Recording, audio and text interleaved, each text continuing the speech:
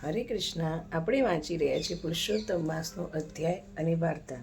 તો આજે આપણે વાંચીશું અધ્યાય 29.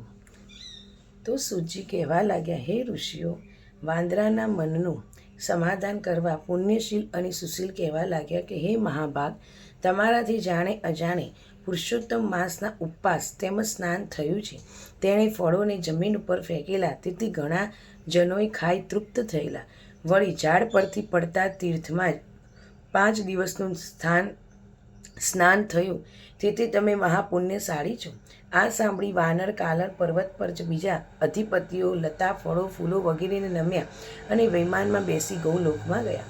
આ સાંભળી નારદે નારાયણને પૂછ્યું કે હે પ્રભુ, તમે દિવસના પ્રથમ ભાગમાં કરવાનું આહનિક કહ્યું, પણ બીજા ભાગમાં શું કરું તે તો કહો. ત્યારે નારાયણ કહેવા લાગ્યા, પ્રાતઃકાળમાં કહેલું કાર્ય વિધિ પ્રમાણે કર્યા પછી મધ્યાહન સંધ્યા કરી તર્પણ કરવું. દેવતાઓ, મનુષ્યો, પક્ષીઓ, સિદ્ધ, યક્ષ, નાગ, દૈત્ય, રાક્ષસ, પ્રેત, પિશાચ અને સર્પો અહીં હોય અને અન્ન ચાહતા હોય નો તેનો સ્વીકાર કરો. અહીં 5 મહાયજ્ઞ કરવા, કૂતરા તથા કાગડા તેમજ બીજા પ્રાણીઓને બલિદાન આપવું. પછી ગાય દેવાય તેટલી વાર અતિથિની રાહ જોવી, અતિથિને વિધિ પ્રમાણે ભિક્ષા આપી, પછી શાંતિથી જમવા બેસવું અને ભૂપતિને નમવું અને ભૂપતિને નમું છું અને પોતાના પતિને નમું છું એમ કહી બલિ આપી. પછી ધર્મએ ચિત્રગુપ્તના ભૂતોને બલિ આપી. એવું પણ એક ઠેકાણે ભૂ અને તરસથી દુઃખી પ્રાણીઓ હોય તેને પ્રત્યે માટે અન્ન અને સુખરૂપને ખૂટે નહીં તેવું થાય. અહીં ઓમ ઉચ્ચાર કરી પ્રણાય, અનાય, વ્યાસ, ઉદાનાય, સામાનાય, પ્રણાય બોલી 5 મહાવતી આપીને જીભ અડકે નહીં તેમ 5 કોળિયા ખાઈ જવું અને શાસ્ત્ર વિરુદ્ધ અને વિષિત પદાર્થ ખાવા નહીં. પછી મુખ પ્રલાક્ષણ કરી 16 કોગળા કરી શુદ્ધ થઈ પેટ પર હાથ ફેરવતા બોલવું, અગસ્ત્ય, કુંભકર્ણ, શનિ, વડવાનલ, શલ્યકગ્નિ, ભીમ, મારા પર પ્રસન્ન હો. પક્ષી કૃષ્ણનું નામ સ્મરણ કરવું, આચમન કરી પાન ખાવું, પછી ભગવત સ્મરણ કરવું. તે પછી ધંધારથી બહાર જઈ પાછા આવી હાથ પગ ધોઈ અને સાય સંધ્યા કરવી. સાયકાળે તેમજ પ્રાતઃકાળે જમતા પહેલાં બલિકરણ સાથે વૈશ્વદેવ કરવો. પછી ઘરમાં સૂતી વખતે પૂર્વ તરફ સસરાને ત્યાં, દક્ષિણા તરફ પ્રવાસમાં પશ્ચિમમાં માથું રાખવું અને ઉત્તર દિશામાં ક્યારેય પણ માથું રાખવું નહીં. શાંતિથી નિંદ્રા આવે તે સારું. અગસ્ત્ય, માધવ, મહાબળવાન, મુચુકુંદ, અપીલ તથા આસ્તિક મુનિના નામ સ્મરણ કરી ગારુડ મંત્ર પોતાનું રક્ષણ કરી માથા આગળ જળપાત્ર રાખી નિંદ્રાવશ થવું. પર્વકાળ વ્રત પ્રયુક્ત નિર્વર વર્ચ કરી બીજા દિવસોમાં પોતાની પત્ની સાથે રમણ કરવું. પહેલો અને છેલ્લો પ્રહર વેદ અભ્યાસ ગાળવો. ધર્મ અને નીતિના માર્ગમાં ચાલવું. ઇતિ બ્રહ્મ નારદ પુરાણમાં પુરુષોત્તમ મહાત્મ આહુનિક કથન નામનો 29મો અધ્યાય સંપૂર્ણ. આ રીતે આપણે અધ્યાય વાંચ્યું. હવે આપણે વાંચીશું વાર્તા. 29મી વાર્તા, દેરાણી જેઠાણીની વાર્તા. એક ગામમાં એક વૃદ્ધ ખેડૂત રહેતો હતો અને રાઘવ અને મોરાર નામે 2 દીકરા હતા. તેમાંને રાઘવ મોટો અને મોરાર નાનો હતો. ખેડૂતે તેને દીકરો પરણાવી દીધા. છોકરાઓના મા બાપ સંસ્કાર પડે છે, પાડોશના સંસ્કાર પડે છે. ખેડૂત અને તેની પત્ની અભણ પરંતુ સંસ્કારી હતા, તેથી સંતાનો પણ સંસ્કારી બન્યા. જ્યારે તેમની વહુઓ દેરાણી જેઠાણી થઈ ત્યારે ઝઘડતી પડતી. જ્યાં સુધી ઘરમાં પારકી જણી આવતી નથી ત્યાં સુધી તો ઘરમાં શાંતિ જ રહે છે. જ્યારે પારકું માણસ ઘરમાં આવે ત્યારે રોજ ટક ટક ટક ટક ચાલુ થઈ જાય. એક દિવસ ખેડૂતની તબિયત બગડી. તેને લાગ્યું કે હવે હું ફાની દુનિયામાં ઘડી 2 ઘડીનો મહેમાન છું. તેથી મોટા દીકરાને બોલાવી પોતાની માયા મૂડી તેમાં દેવા લેવાની સમજ પાડી. આમ ઘરની બધી લાગામ તે હાથમાં સોંપી તે સ્વર્ગ સારી ગયું. થોડા દિવસો પછી શોકને લીધે ઘરમાં શાંત વાતાવરણ રહ્યું. પણ ધીમે ધીમે મોટા છોકરાની વહુનો મિજાજ બગડતો ગયો, કારણ કે તેના પતિના હાથમાં ઘરનો બધો વહીવટ આવ્યો. જાણે બધી મિલકત પોતાની માલિકીની હોય તેમ દિયર અને દેરાણી હુકમ કરવા લાગી. નાની વાતને મોટું સ્વરૂપ આપી અવારનવાર દેરાણીને દબડાવતી, ન કહેવાના વેણ કહેતી. ઉપરાંત ખપરું કામ કાઢી દેરાણી પાસે ગધરા વહેતરું કરાવતી. નાનો ભાઈ ઘણો ભલો હતો. તે ભાભીના કડવા વેણ મીઠા લાગતા. તેની પત્ની પણ ખરાબ ન દેખાય તે માટે જેઠાણી કહે તે સાંભળી લેતી. કદી પણ તેનું વચન ઉથાપતી નહીં. આ ઘરનું વહેતરું દેરાણીની કૂટતી હતી, તે પણ તે સુખે રોટલો ખાતી નહીં. જમવા ટાણે જેઠાણીને જીભ કાતરી માફક ચાલવા લાગતી, તો પણ કંઈ જવાબ આપતી નહીં. તે સમજતી કે તે જેઠાણીને સાથે સવાલ જવાબ કરવામાં જઈશ તો ઘરનું વાતાવરણ બધું બગડી જશે. સમજીને તે મૂંગી રહેતી. બાપની બધી મિલકતનો વહીવટ મોટા ભાઈના હાથમાં હોય તો નાના ભાઈને તો ઉપર વિશ્વાસ હતો. સમજતો હતો કે જ્યારે મને અડધો ભાગ મળશે. આમ સમય પસાર થવા લાગ્યો. નાનો ભાઈ જંજાળી બની ગયો, તેનો વિસ્તાર વધ્યો એટલે તેની ભાભીને કચવાટ વધતો ગયો. જાણે બધું પોતાનું જ વળી જતું હોય. બડબડાટ કરવા લાગી. સંતાનમાં તેની એક જ છોકરી હતી, જ્યારે દેરાણીને તો 2 છોકરા અને 2 છોકરીઓ હતી. અત્યાર સુધી બંને ભાઈઓ એવા સંપ હતું કે લોકો તેમના વખાણ કરતા, પરંતુ દિવસે દિવસ મોટા થઈને બહુ બળાપો કરવા માંડ્યો એટલે મોટા ભાઈનું મન ઊંચું થવા લાગ્યું. પત્નીએ તેના મનમાં એવું વિષ રેડવા લાગ્યું કે ધીમે ધીમે નાના ભાઈ પ્રત્યે તેની લાગણી ઓછી થઈ ગઈ. સમતી જમ શોભે છે, પરંતુ કુટુંબમાં શાંતિ રહે છે. સંપની કુટુંબની ઇજ્જત જળવાઈ રહે છે, પરંતુ કુસમ પેદા થાય છે એટલે ઘરનો મોટો તૂટી જાય છે. ભલા નાના ભાઈના મનમાં એવું ન હતું, પણ તેના બધું સહન કરી લેતું.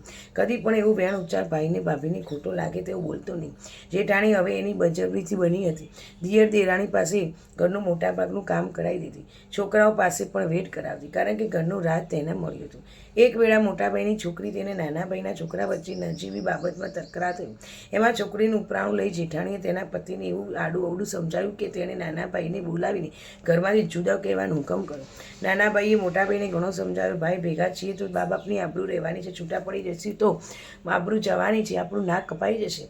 ભાઈ 2 હાથ વગર તાળી પડતી નથી. આ 5 આંગળી વડે પહોંચો રળિયામણો લાગે છે. સમ ત્યાં જમ છે, છતાં આપણે ન ગમતું હોય તો અમે જુદા રહીએ. મારા ભાગમાં જે કંઈ આવતું હોય તે મને આપો. પાછળી આપણે કંઈ જ કચડાટ કરે નહીં. બાપ પાસે શું હતું નહીં તેની કાંઈ ખબર નથી. શરૂઆતથી તમે રસ આપે છે. બધું સાંભળી લીધું પછી રસ્તે પડીશું. ડોસો તો સ્થાવર જંગમ ઘણી મિલકત મૂકી ગયો હતો. તેમાં સ્થાવર મિલકતની વહેંચણી કરતી વખતે વચમાં મોટાભાઈએ બહુ બોલી ઉઠી, દિયરજી, તમારા બાપ તો થોડા ઘરેણાં અને થોડીક રોકડ મૂક્યા હતા. બધું તમારા વસ્તાને ખવડાવવામાં ખર્ચાઈ ગયું. જ્યારે સ્થાવર મિલકતો આ ઘર ખેતર છે, એમાંથી ઘર આખો અમો રાખીએ છીએ અને ખેતર તમે સોંપીએ છીએ. ખેતરની જે કંઈ ઉપજ થાય તે તમારે. આ સાંભળી નાનો ભાઈ ડગાઈ ગયો. તેણે ધાર્યું હતું કે 5,000 રૂપિયા તો રોકડા તેમજ દાગીના ભાગમાં આવશે, પરંતુ ભાભીને કહ્યું કે આ તમારા વસ્તાને ખવડાવવા ખર્ચાઈ ગયા, એટલે તે કાંઈ બોલ્યો નહીં. પત્ની જેઠાણીને હરખભેરી સમજી ગઈ, પરંતુ કજિયાનું મોડું કાળું સમજી તે ચૂપ રહી ગઈ. બધું ભગવાન ઉપર છોડી નાખ્યું. બીજે દિવસે નાના ભાઈ અને તેની પત્ની ભાગમાં આવેલા ગાદલા, ગોદરા, વાસણ, કુવાસણ, પાટલા, બાજોડ, પરચુરણ, ઘર વખરી બધો સામાન ગાડામાં ભરાઈને તેના છોકરાઓને બેસાડી લીધા અને પોતાના ઘરને છેલ્લા રામ કરી એને ભાગમાં આવેલા ખેતરમાં રહેવા લાગી. ખેતરમાં એક મોટી ઓરડી આવેલી હતી, તેમાં તેઓ જઈને રહ્યા. નાના ભાઈએ જિંદગીમાં ખેડ કરેલું નહીં, તેથી તેને શરૂઆતમાં બહુ તકલીફ પડી અને એવામાં તેના પાડોશી ખેતરવાળા પૂરતો સાથ આપ્યો. તેમાં પર દયા આવીને તેને બધી જાતની મદદ કરવા માંડી અને નાના ભાઈનું ગુજરાન ચલવા લાગ્યું. હવે તો ખેડ કરવા આવડી ગયું અને વળી વરસાદ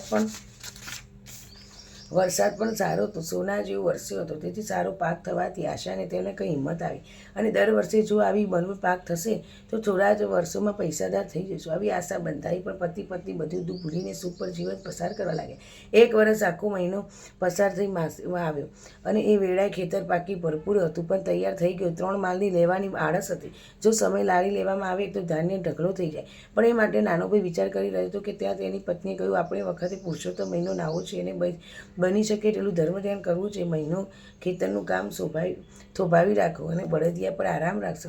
ધર્મના કામમાં ઢીલ ના હોય. બંને પુરુષોત્તમ ભગવાનનું વ્રત કરવા માંડે. ખેતરની થોડી દૂર નદી અને ત્યાં બંને પતિ પત્ની સવારે વહેલા ઉઠીને નાહવા જાય. કાંઠાકોરની વાતા સાંભળી યથાશક્તિ દાન કરી અને દેવ દર્શને જાય. ઘરે આવીને એકટાણું કરતાં હાલમાં ખેતરનું કામ થંભાવી દેવામાં આવે.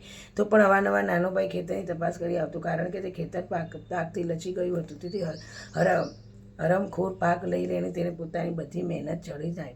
આ કાળરથી રોજ નાચતા ઝૂકતા અને ચારે બાજુ ખેતરની ચોકી કરતો. હવે પુરુષોત્તમ માસી પૂર્ણાવતીને એક દિવસે આડો હતો. રાતના નાનો ભાઈ ખેતરની આસપાસ ફરતો હતો કે ભજન ગાતો હતો અને પાકનું ધ્યાન રાખતો હતો. હવે થોડાક દિવસમાં પાક લણી જશે અને ખેતરમાં ધાન્યના ઢગલા થશે. આશાને બહુ આનંદી હતી, પરંતુ માનવીને ઘરે શું થાય શું ખબર, ક્યારે આવેલું બની જાય અને ગારા ધૂળમાં મળી જાય. ક્યારે રાતના કોઈ જાતના લશ્કરે આવીને નાનાભાઈના ખેતર આગળ વડાવ્યો અને ઘોડે સવાર સૈનિકો ઘોડા છૂટા મૂકી દીધા અને ઘોડાને નાનાભાઈના ખેતરમાં જવા માંડ્યું. ત્યારે નાનાભાઈના ભરાઈ ગયું અને તેને લાગ્યું કે હવે માલની માટી થઈ જશે અને બધાય પાક થોડા સાફ કરી રાખશે. આથી તે લશ્કરે સેનાપતિ પાસે જઈને 2 હાથ જોડીને કગરીને કહેવા લાગે, બાપુ આપ ગરીબનો તો કાંઈ વિચાર કરો. વરસ દાડા મળી મજૂરી કરી ખેડ કર્યું છે અને મહેનતના પ્રતાપે પ્રભુ કૃપાએ સારો પાક તૈયાર થઈ છે તો ઘોડાઓ ખાઈ જશે, આખું ખેતર મેદાન કરી નાખશે. માટે કૃપા કરી તમે ઘોડાઓને પાછા વાળો. આ સાંભળી સેનાપતિ ઉલટો ગુસ્સો થયો અને બીજા રાજ્યમાં લડાઈ કરી લૂંટ ચલાવી થાકીને પાછો પડ્યો હતો અને વિજયના ઉત્માદમાં તેને એવો અભિમાન બની ગયો હતો કે તેને નાનાભાઈને કહેવા લાગ્યો, ધાન્ય આપ્યું નહીં ને, ઉલટું તેને દખલગીરી કરવા બદલ પકડીને એક ઝાડ પાસે મુસ્કેરાટ બાંધી દીધો અને બહુ ગાલાવાલા કર્યા, બહુ કર્યો પણ તેને સાંભળ્યું નહીં. અને બીજે દિવસે ખેતરમાં છૂટા ઘોડાએ દળે ધામ કરી આખા ખેતરને મેદાન કરી નાખ્યું. ખવાય તેટલું ખાધું ને બાકીનું બગાડી. લશ્કરના સેનાપતિએ બધી નજરે નિહાળ પણ તેનું રૂવાટું ફરક્યું નહીં. જ્યારે ઝાડ સાથે બાંધેલો નાનાભાઈની જીવ તો બધી પાયમાલ થઈ ગયું અને કંપાઈ ગયું. સવાર પડતા પહેલાં લશ્કર આગળ રવાના થયું અને હજી નાનો ભાઈ બંધાયેલો હતો. ખેતરની દુર્દશા જોઈ તેને જોતી ન હતી અને પત્ની બિચારી ઊંઘતી હશે એમ રાતના બવાથી ક્યાંથી ખબર હોય. પરંતુ સવાર પડતા જાગીને પોતાના પતિને રોજની જેમ પથારીમાં સૂતેલો ન જોતા બેબાકડી બનીને આમ તેમ તપાસ કરવા લાગી તો આખું ખેતર બરબાદ અને એક ઝાડ સાથે પોતાના પતિને બંધાયેલું જોઈ દોડીને પતિ બંધન છોડ્યું. બધી વાત સાંભળી તેની આંખના શ્રવણ ભાદરો ચાલુ થઈ ગયું. પ્રભુના ભક્તને આવું દુઃખ પડે અને માન્યતા આવું ન હતું. તેથી તમે હાથ જોડે પુરુષોત્તમ પ્રભુનું સ્મરણ કરી કહેવા લાગી કે હે ભગવાન, જગતમાં તારા વ્રતનો મહિમા બહુ જગગાણ છે. પુરુષોત્તમ ભગવાનનું વ્રત કરનારું આધિ વ્યાધિની ઉપાધિ દૂર થાય છે અને મન વાંચી સુખ મળે છે. પ્રભુ તમારો મહિમા ક્યાં જોયો છે? અને ભગવાને પ્રાર્થના કરી નાનાભાઈની પત્ની આમ તેમ જોવા લાગી. ખેતરમાં છૂટા છવાયા જગમગતા હીરા મોતી વરેલા દેખાવા લાગ્યા. આથી નાનોભાઈને તેમની પત્ની અડચકેલી થઈ ગઈ અને તેને પુરુષોત્તમ પ્રભુની પ્રસાદી વણીને ઘરે લઈ ગયા. એ હીરા મોતી લશ્કરના સેનાપતિના હતા. તેના ગળામાં રહેલા હીરા મોતીની કંઠીના તૂટી ગયા હતા. તેને ખબર ન પડી. આ અજાણપણે ખેતરમાં થયેલા નુકસાન કરતાં અધિક બદલો મળી આવ્યો. હવે નાનાભાઈની દશા પલટાઈ ગઈ અને હીરા મોતી વેચવા તેને પુષ્કળ પૈસા મળ્યા. તેમાંથી ખેતરનો ખરીદી અને ખેતીવાડી વિકાસી. થોડા જ વર્ષોમાં સુખી થઈ ગયું અને મોટાભાઈ કરતાં તેની જાઓ જલાલી વધી ગઈ. જ્યારે પુરુષોત્તમ માસ આવે ત્યારે બંને પતિ પત્ની ભાવથી પુરુષોત્તમ મહિનો નાયા પુણ્યદાન કરતા. તેથી અંતે તેમનો વૈકુંઠ વાસ થયો. આજ નહીં કરશું કાલ, સમય હાથથી જાય, ધર્મ કાર્યમાં ઢીલ કરે તો પૂરો પસ્તાવ. પુરુષોત્તમ માસનું વ્રત સુખ શાંતિથી તમે કરો. આ રીતે પુરુષોત્તમ માસ કરવાથી તમે જોયું કે આપણને કેટલી બધી સગવડો. હા, પણ તમારે કોઈ લેવાની આશા વગર આ વ્રત કરવું. ખાલી શુદ્ધ ભક્તિ માગવી, ભગવાનનો પ્રેમ અને સાથ માગવો. જો ભગવાનનો સાથ હોય ને તો આ દુનિયામાં કોઈની સાથની જરૂર પડતી જ નથી કે આપોઆપ બધા સાથ મળી જાય છે. એટલે ભગવાન જોડે જોઈએ તો કશું માગવાની જરૂર જ નથી કે આપણે એમના સંતાન છીએ. એટલે મા બાપ જોડે કશું માગવું ના પડે. શું તમે તમારા મા બાપ જોડે બધું માગીને લો છો? મા બાપ વગર કીધી આપણી જરૂરત પૂરી કરી જ દે છે. પણ તે તમે જો ખોટી હટ કરો તો મા બાપ પૂરી કરતા નથી. એવી રીતે આપણી પણ જો આપણા માટે ખરાબ વસ્તુ હશે, ખોટી હટ આપણે માગતા હશું તો ભગવાનની ઈચ્છા પૂરી કરતા નથી. અને ભગવાન આપણી ઈચ્છા પૂરી ના કરે એટલે સમજી જ લેવાનું કે એ આપણા માટે સારું નથી. કે ભગવાન પોતાના છોકરાને આગળ જતાં દુઃખી કરવા નથી માગતા. એટલે આપણા માટે જેટલું સારું હોય, આપણે જેટલું પચાવી શકીએ, અભિમાન ના હોય, એટલા જ પૈસા એટલું જ સુખ આપણને ભગવાન આપે છે. અને જેટલું સુખ આપે છે એ આપણા કર્મોનું અને આપણું સારા માટે છે. એ જાણી સુખથી રહેવું અને ભગવાનની ભક્તિ કરે. હરે કૃષ્ણ.